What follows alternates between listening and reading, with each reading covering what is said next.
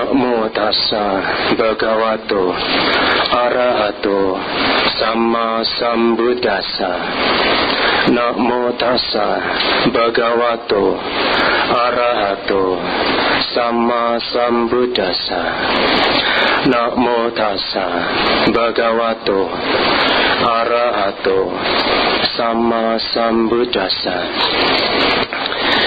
Idamo dati, pecamo dati, kata punya, upayatamo dati, somo dati, sopamo dati, tiswa kama sudi matano. Soti hotu namo buddhaya.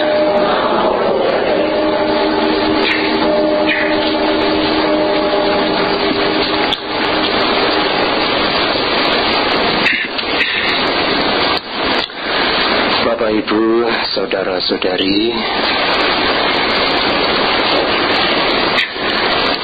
kembali pada pagi hari ini kita melakukan puja, menambah kebajikan, mendengarkan dhamma, merenungkan dhamma yang Guru Agung kita sudah sampaikan.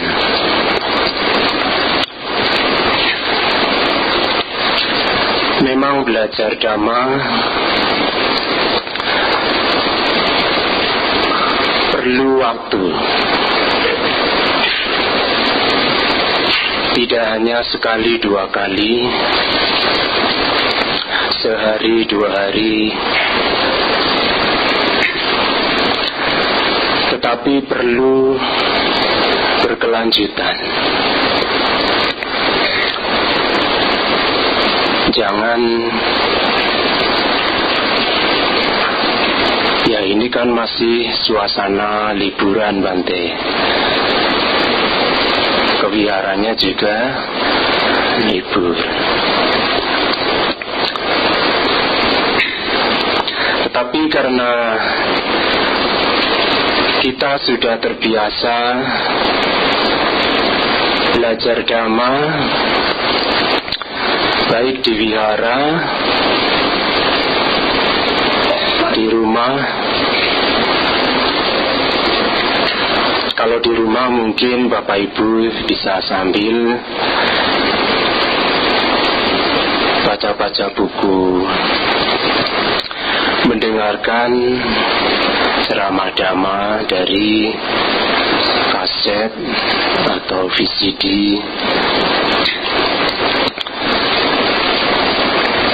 Sebenarnya sama-sama. Di sini bisa dengan rileks, di rumah mungkin lebih rileks lagi. Mungkin sambil ya baring-baring. Tapi sebenarnya mendengarkan dhamma sebaiknya tidak sambil tiduran ya.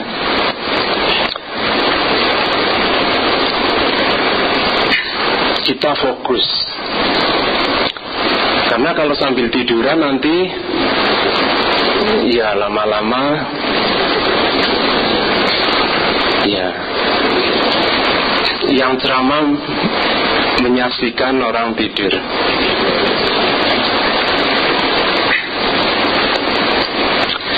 Ya baik Bapak Ibu, kita sudah melewati waktu demi waktu. Kelahiran sudah kita lalui, maka kebahagiaan hidup menjadi harapan kita semua. Bahkan semua makhluk berharap hidupnya bahagia. Pada umumnya begitu.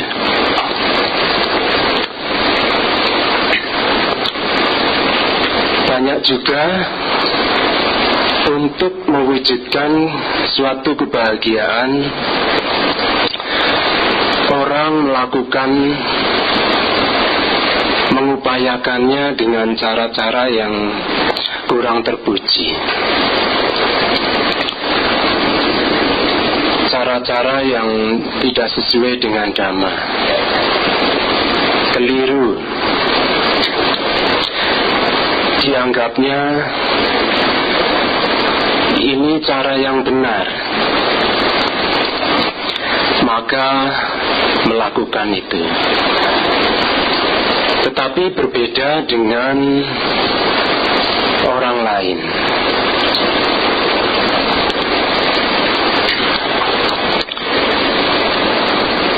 Menurut kita ini benar, belum tentu orang lain demikian. Bisa saja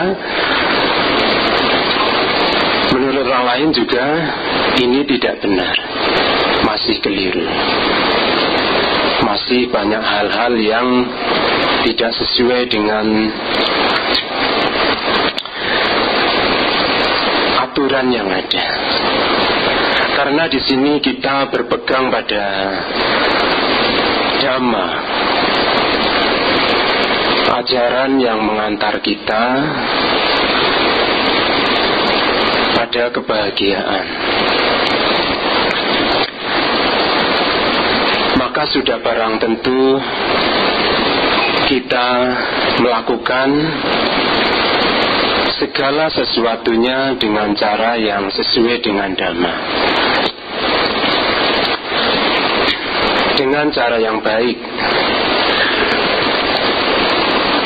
berguna bagi diri kita, berguna pula bagi orang lain.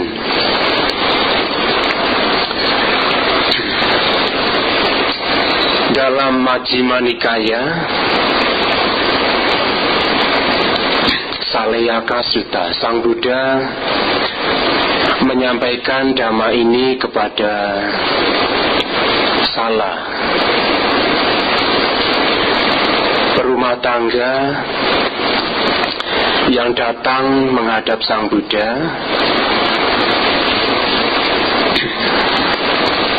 menyampaikan beberapa pertanyaan.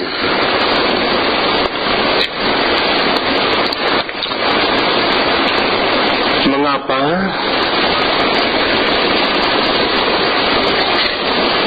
beberapa makhluk setelah menjalani kehidupannya di suatu alam, kemudian setelah selesai meninggal, setelah kematiannya, makhluk-makhluk ini muncul kembali di alam menderita, di alam yang penuh dengan kesengsaraan, di alam neraka.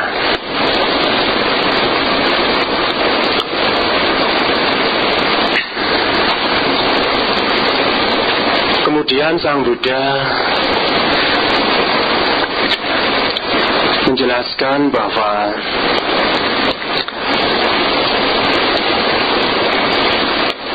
beberapa makhluk ini dalam kehidupannya banyak melakukan perbuatan dengan jasmani, perbuatan yang buruk, jahat, melakukan pembunuhan, pencurian,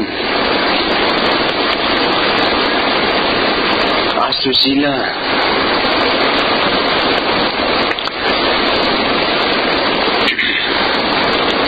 banyak di antara kita, orang-orang di masyarakat,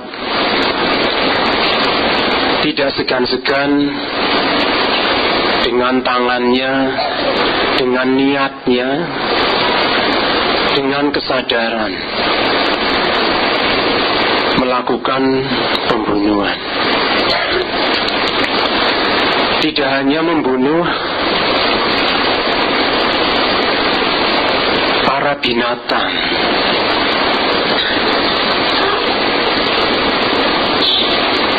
bahkan membunuh saudaranya sendiri, orang tua, dengan berbagai cara. Bahkan lebih dari itu, ia membunuh dirinya sendiri.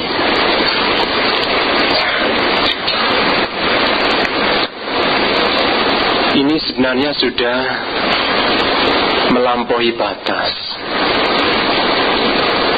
Bagi orang yang benar-benar teguh dengan sila, tentu dia tidak akan melayangkan tangannya untuk melakukan pembunuhan dengan tangan maupun dengan senjata.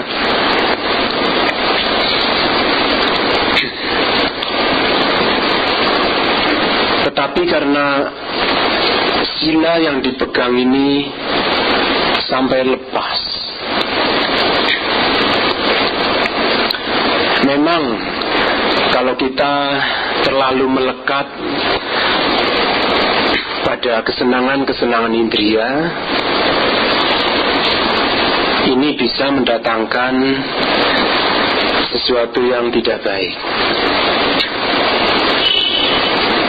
Tetapi dalam hal ini kita berpegang teguh pada kemoralan kita.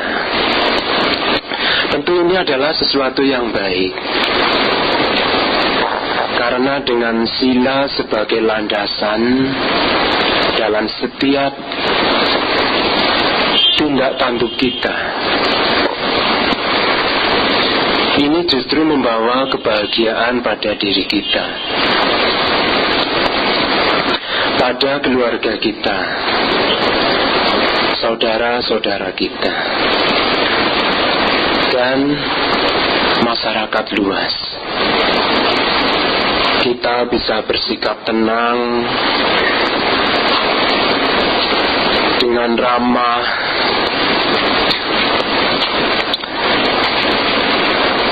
bertegur sapa, mau berbagi,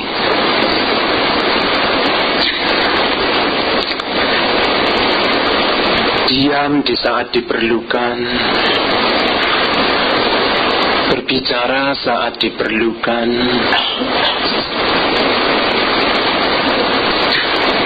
bisa mengendalikan ucapannya, mengendalikan tangan dan kakinya, mengendalikan jasmani, sehingga tidak sampai melakukan hal-hal yang buruk ini. Pembunuhan, mencuri, dan tindakan seks yang salah.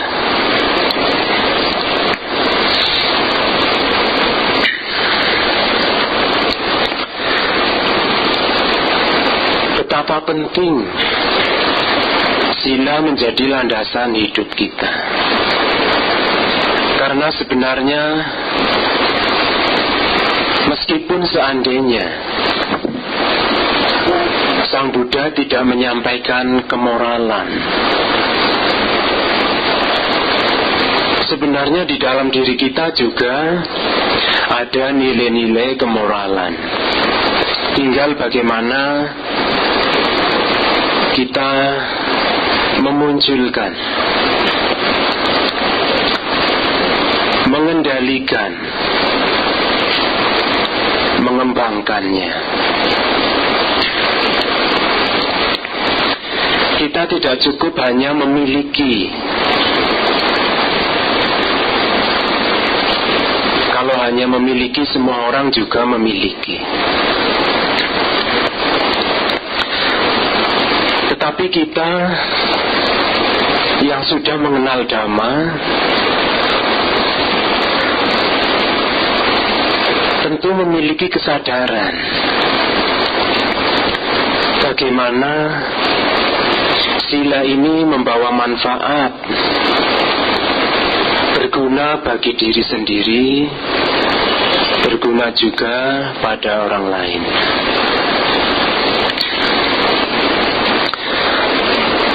Contoh yang sederhana, ketika ada nyamuk hinggap di tangan,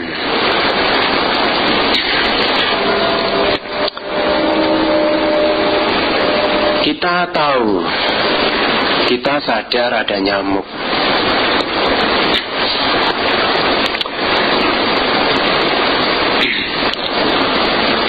Kita tidak hanya memiliki sila sebatas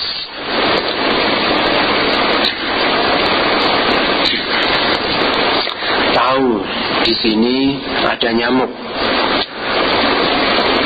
tetapi kita juga benar-benar sadar, mengerti dengan jelas bahwa kalau kita menggunakan tangan untuk menepuk nyamuk ini, maka kemungkinan besar nyamuk akan mati.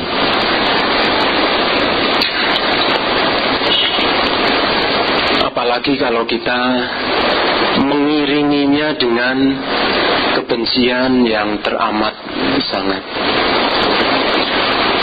Mungkin tangan ini akan dengan secepat-cepatnya, ya, gitu ya.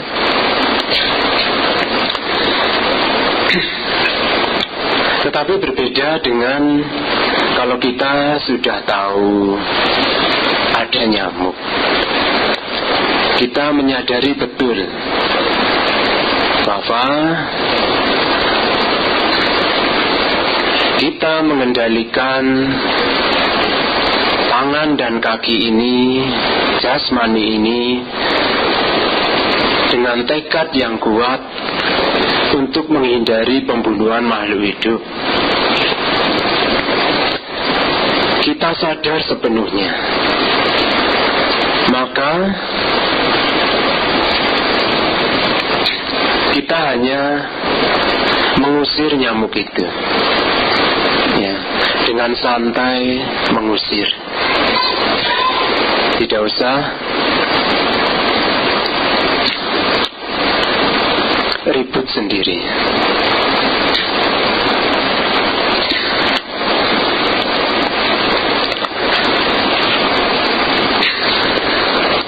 Mungkin ada yang masih berpandangan, ini kan cuma nyamuk, tidak masalah. Memang nyamuk kalau menggigit mendatangkan penyakit.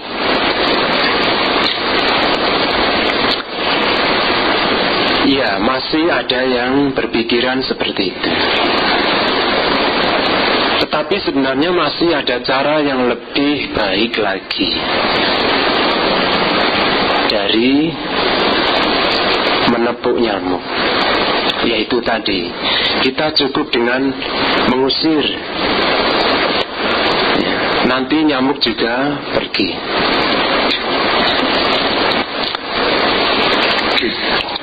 Beberapa tahun yang lalu ada tetangga saya yang di suatu pagi dia akan berangkat kerja. Ketika sedang menyiapkan peralatannya,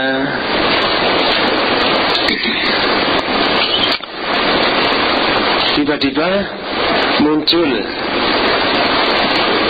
seekor ular hitam. Kaget dia, karena tidak biasanya ular muncul di dalam rumah. Mungkin Bapak Ibu juga kaget ya, tiba-tiba muncul ular.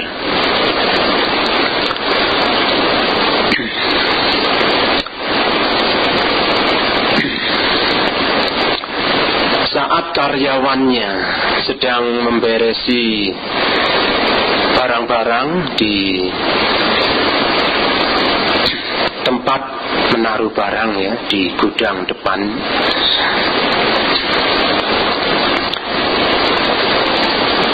ular ular ini ternyata memang dia sembunyi di situ. Ya.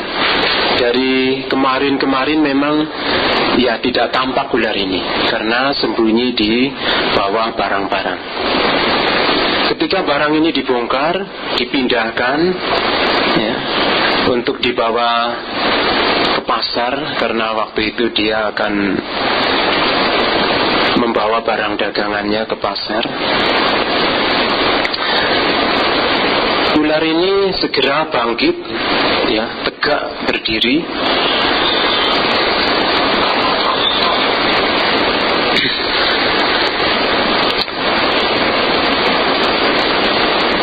Dan si tuan rumah ini juga karena saking kagetnya, dia mengambil ya pentungan, ya, sebilah kayu. Dia siap siaga, ya, siaga 4. Karena saking ketakutannya, dia mengarahkan pentungan ini ke ular itu.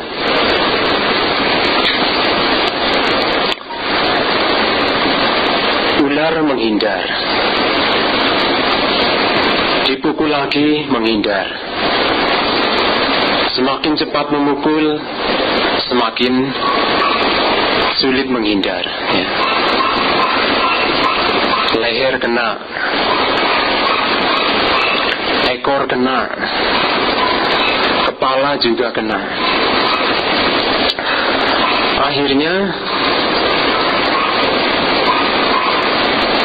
ular ini habis. Lama-lama tidak bisa lari lagi, menghindar lagi.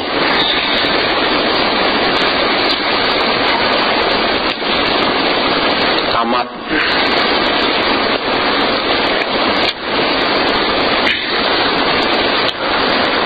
Sebenarnya kalau kita lihat betul-betul, si pedagang ini bisa menghindari pembunuhan ular itu dengan cara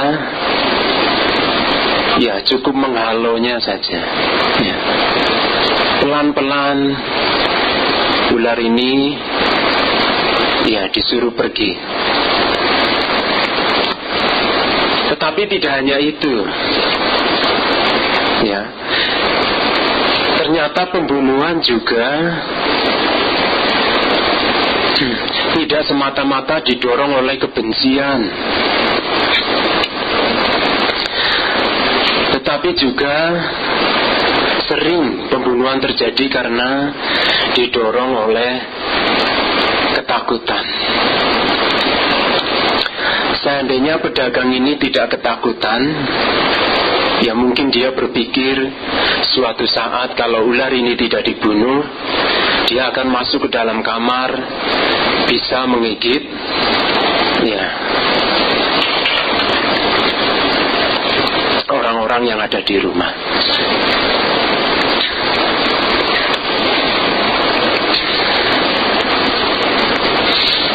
Karena didorong oleh kebencian, ya, tidak ingin ular ini berdiam di dalam rumah.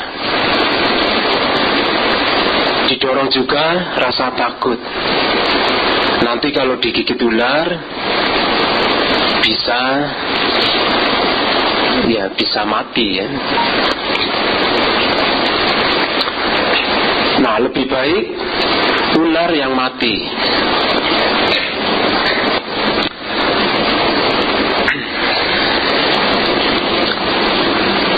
Kebencian dan ketakutan bisa mendorong seseorang melakukan pembunuhan.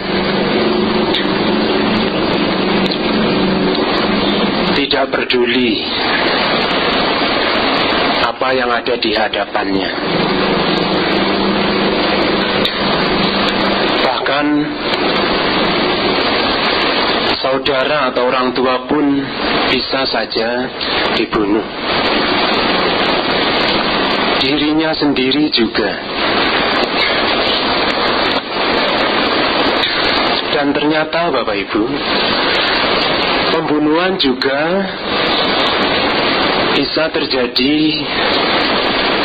karena didorong oleh keserakahan. Seperti yang Sang Buddha sampaikan dalam Samaditi Sutta Majjhima Nikaya,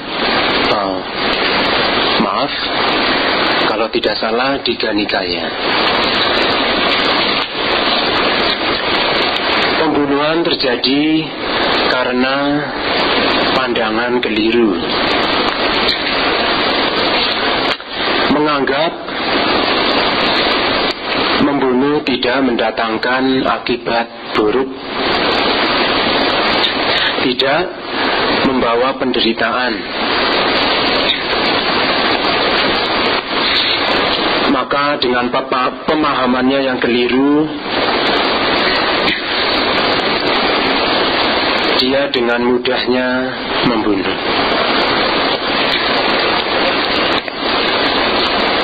Bisa saja pembunuhan dilakukan dengan tangannya sendiri ataupun minta bantuan orang lain.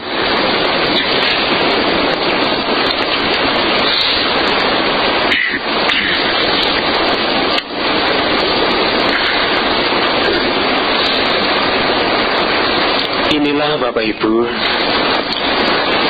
perbuatan yang buruk tidak sesuai dengan Dhamma yang bisa dilakukan melalui jasmani kita. Kemudian ada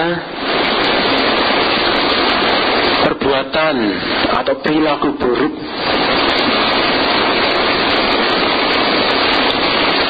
yang tidak sesuai dengan Dhamma. Ucapan buruk,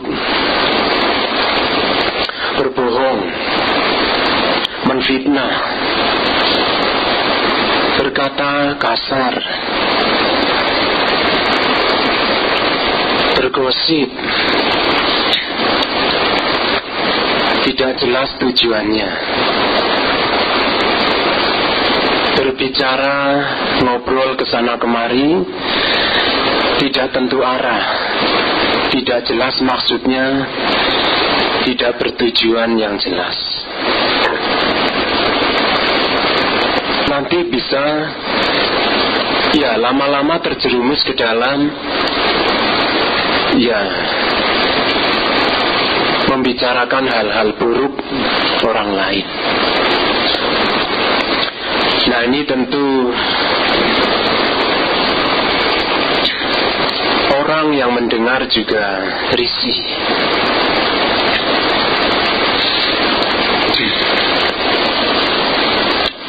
Orang yang tidak terbiasa bergosip risih mendengar obrolan-obrolan yang kesana kemari tidak jelas.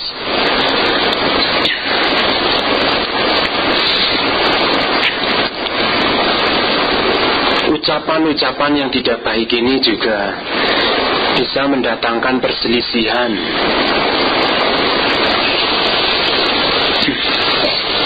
membuat sakit hati orang lain, tersinggung,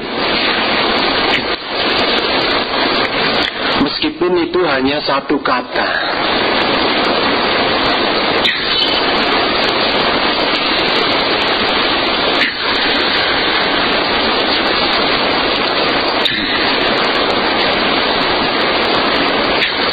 Memang kelihatannya ini kan cuma obrolan biasa. Orang yang kita bicarakan juga di luar sana, jauh di tempat lain. Ya memang kelihatannya seperti itu. Tetapi ini menjadi kebiasaan. Kalau sudah menjadi kebiasaan, sulit untuk merubah.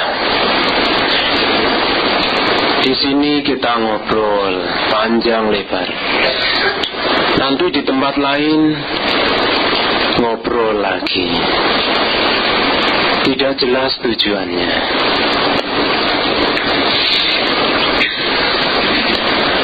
Bisa saja obrolan ini mendatangkan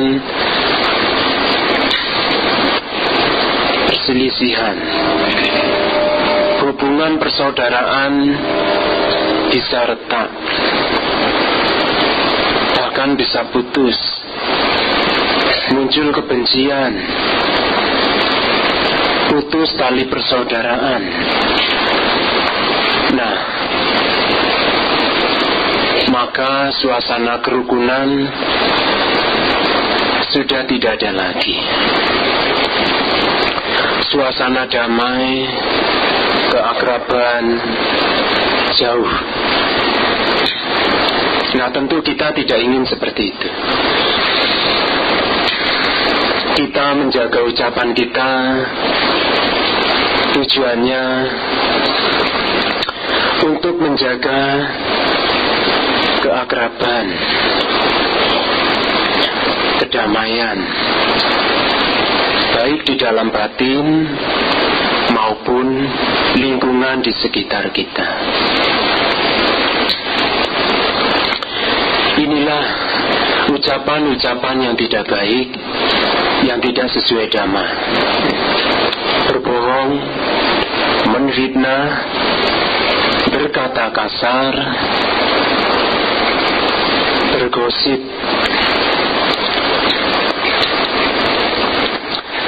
kemudian ada perbuatan atau perilaku buruk yang dilakukan oleh pikiran, tidak sesuai dhamma. Cara berpikir yang tidak baik.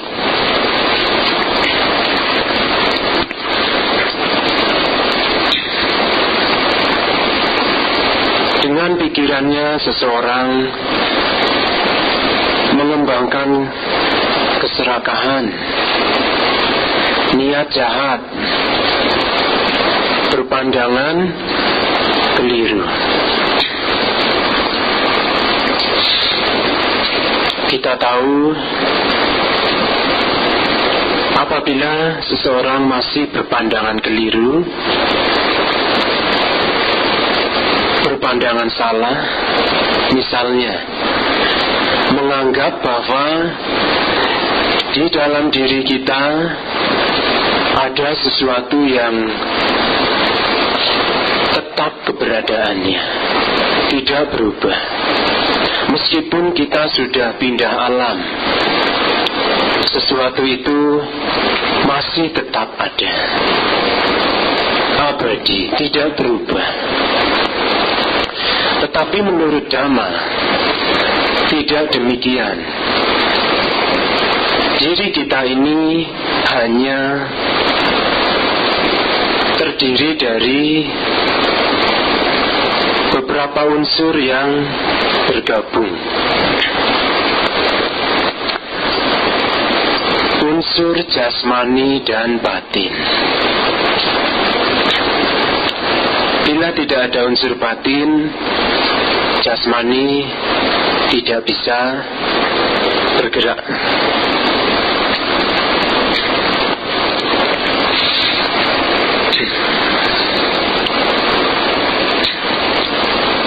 Dengan berpandangan seperti ini, bahwa diri kita hanya terdiri dari gabungan beberapa unsur,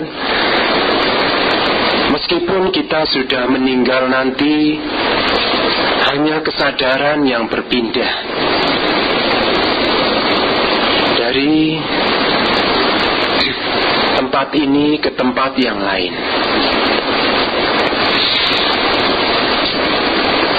Karena didukung oleh perbuatan-perbuatan yang sudah dilakukan semasa hidup,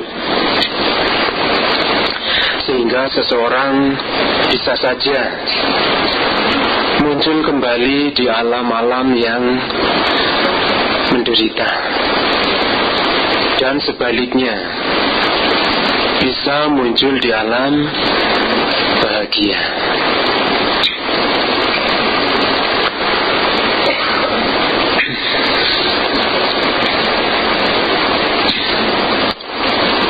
Kalau kita hanya menyadari niat buruk muncul, pandangan keliru muncul,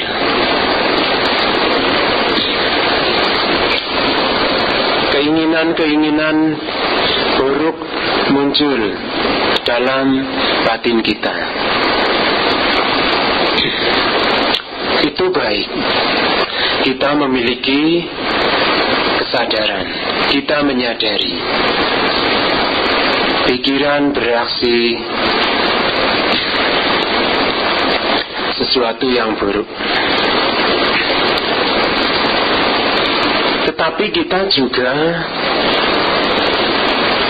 dapat mengendalikannya. Mungkin ucapan kita baik, bahkan mungkin mulut kita diam, tangan dan kaki diam, tidak melakukan hal-hal yang buruk.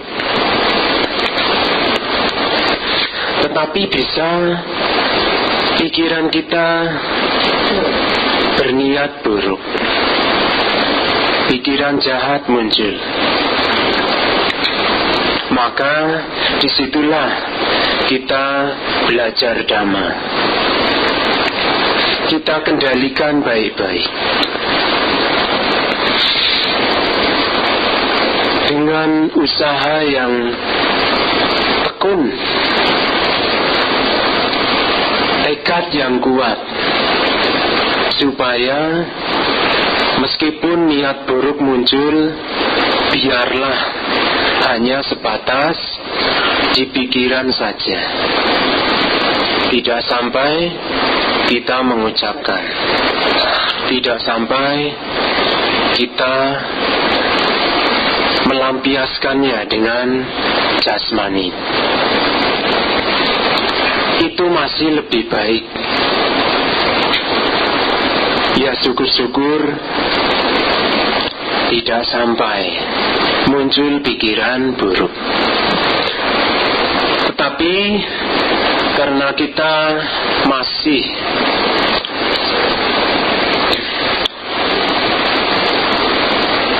termasuk orang-orang yang perlu banyak berlatih, butuh pengendalian diri, butuh perjuangan bagaimana Dhamma menjadi pedoman dalam kehidupan sehari-hari kita.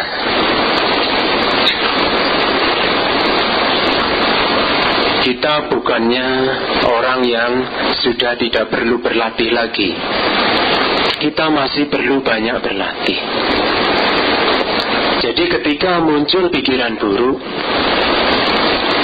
sadari, waspadai betul-betul.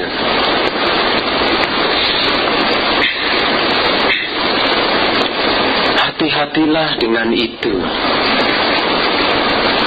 Maka dikatakan memiliki perhatian penuh terhadap apa yang sedang kita ucapkan, apa yang sedang kita pikirkan, apa yang sedang kita perbuat dengan jasmani kita. Ini menjadi penting.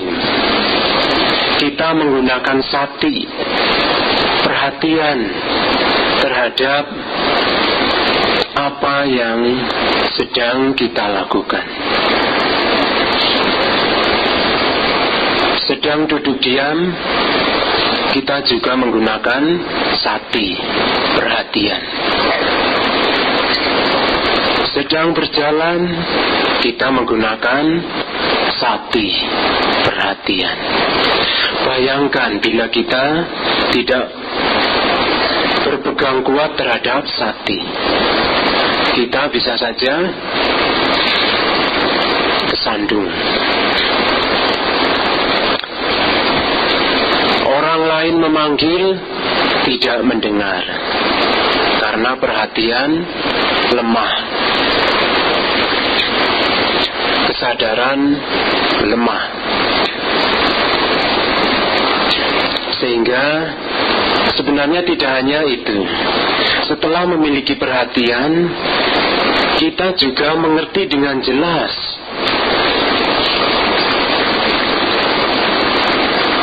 Mengerti sepenuhnya apa yang sedang dikerjakan. Sampajanya, mengerti dengan jelas. Sehingga perhatian kita benar-benar fokus terhadap apa yang kita lakukan.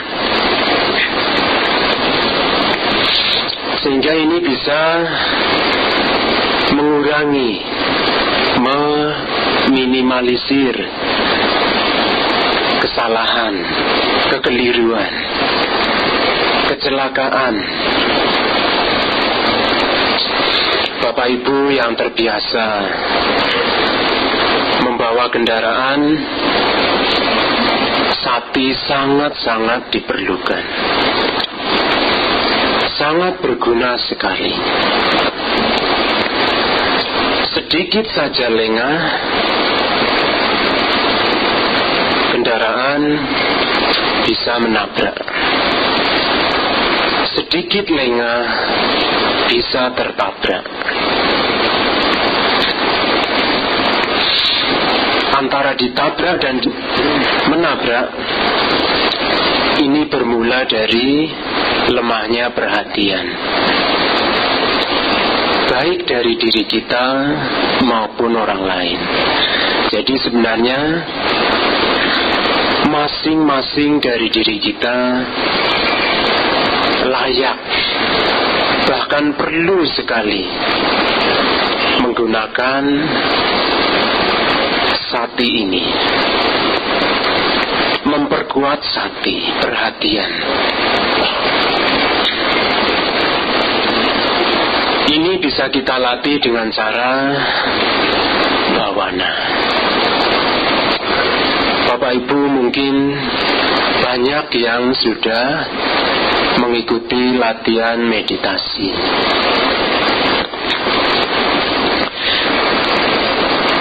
Disitulah sati diperlukan. Kewaspadaan, kehati-hatian, perhatian, inilah sati. Tidak hanya kita gunakan saat kita duduk meditasi, tetapi saat kita bekerja, melakukan tugas-tugas dalam kehidupan sehari-hari, kita tidak terlepas dari sati.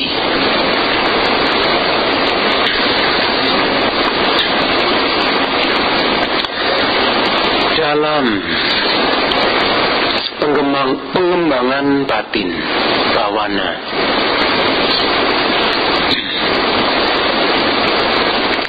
saat kita duduk diam, memperhatikan objek meditasi, terkadang muncul rasa kantuk. Di situ juga sati diperlukan. Di saat muncul semangat bertubi-tubi, ya, semangat yang menggebu-gebu, ini juga diperlukan sati. Kita menyadari terlalu berlebihan bersemangat saat meditasi ini juga kurang baik.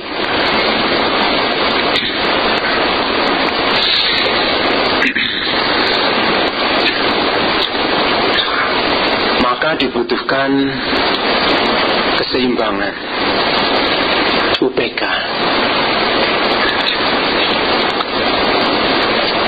dengan sati inilah kita bisa mengontrol saat rasa kantuk datang, saat semangat terlalu berlebihan.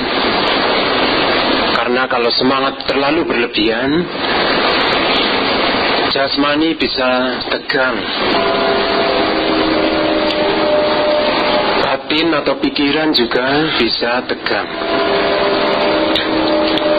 memikirkan hal-hal yang sudah berlalu, memikirkan hal-hal yang belum tiba, saking semangatnya.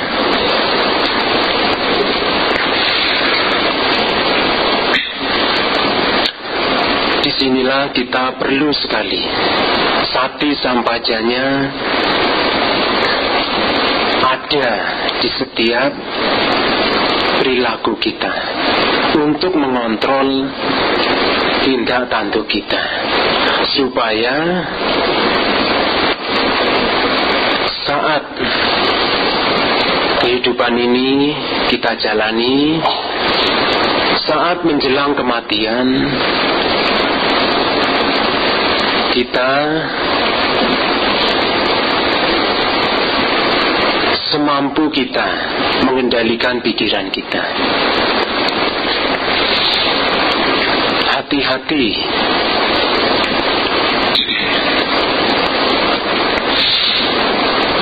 orang yang sudah terbiasa berlatih meditasi ini sangat berguna sekali saat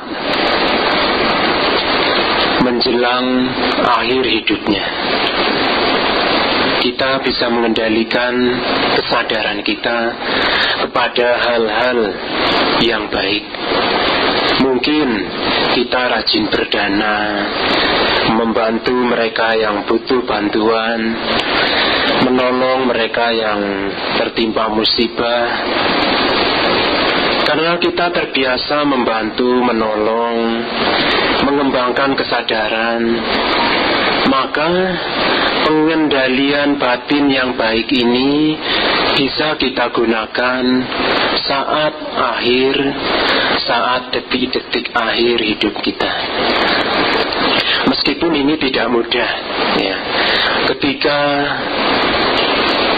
detik-detik akhir itu tiba, kesadaran kita mulai melemah. Disitulah sulit bagi kita mengontrol kesadaran kita.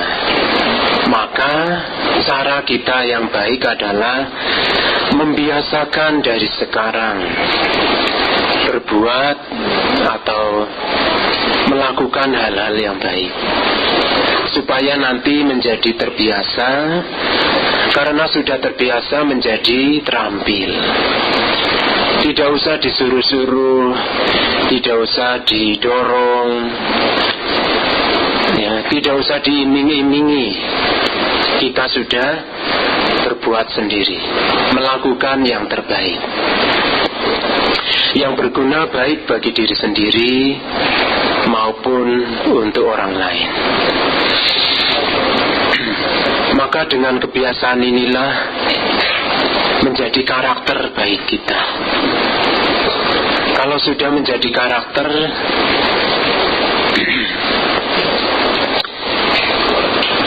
ini sesuatu yang baik, perlu kita kembangkan terus. Bahkan saat kita pindah alam nanti, sesuatu yang baik ini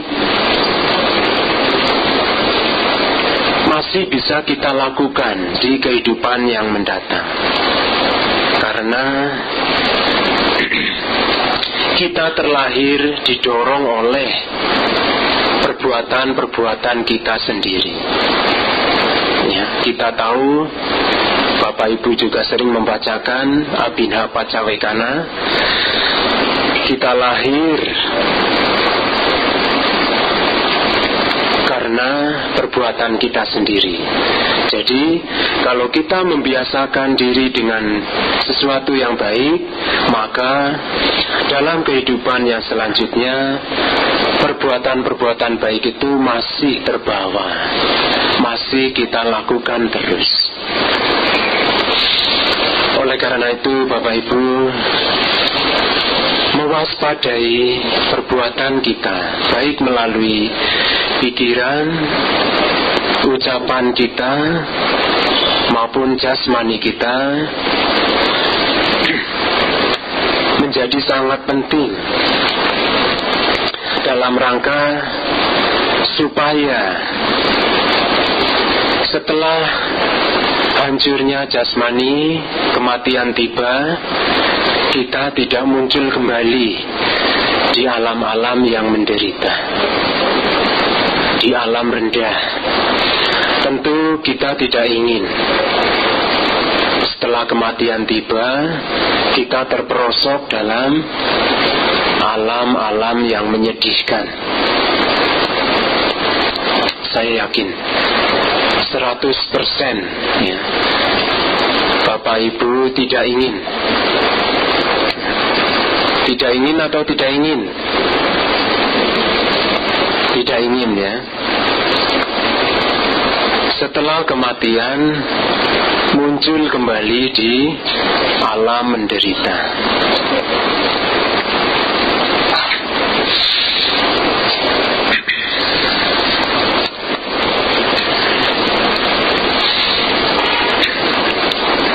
Setelah kita menyadari betapa penting mengendalikan pikiran, ucapan, dan tindakan jasmani,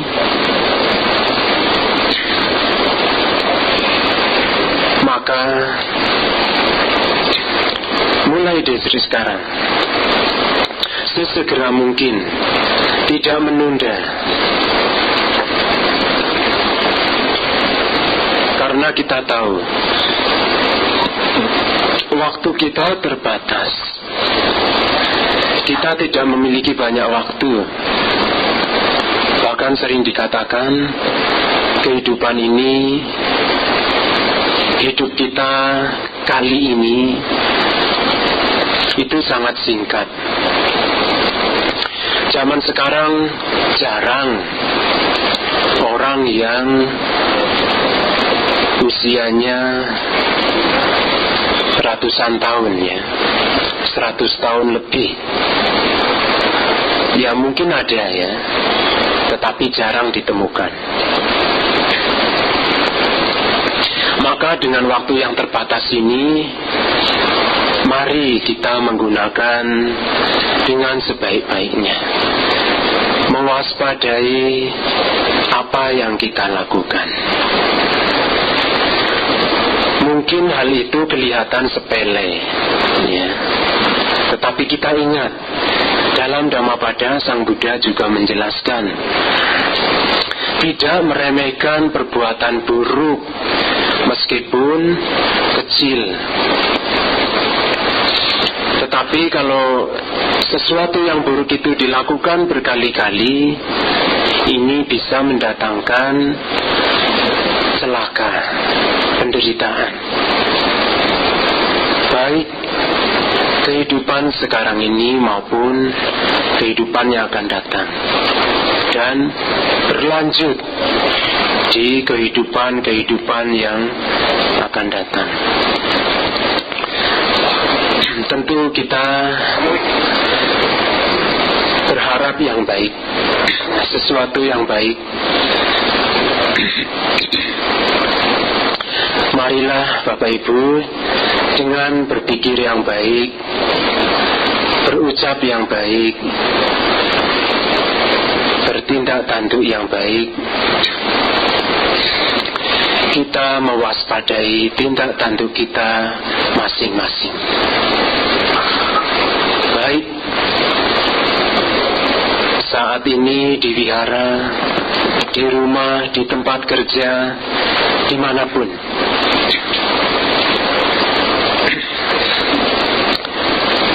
kita sendiri yang akan merasakan hasil dari perilaku baik kita. Bukan siapa-siapa, tetapi diri kita masing-masing. Karena kita menyadari hal itu, dengan jelas kita menyadari, dengan pengertian yang benar, maka kita tidak akan menunda lagi untuk berhati-hati dengan perilaku kita sendiri. Ya, semoga dengan menjaga dengan baik perbuatan baik kita ini membawa kebahagiaan dan kesejahteraan bagi kita, bagi semua makhluk. Sabe sata bawantu sukitata, semoga semua makhluk berbahagia. Terima kasih.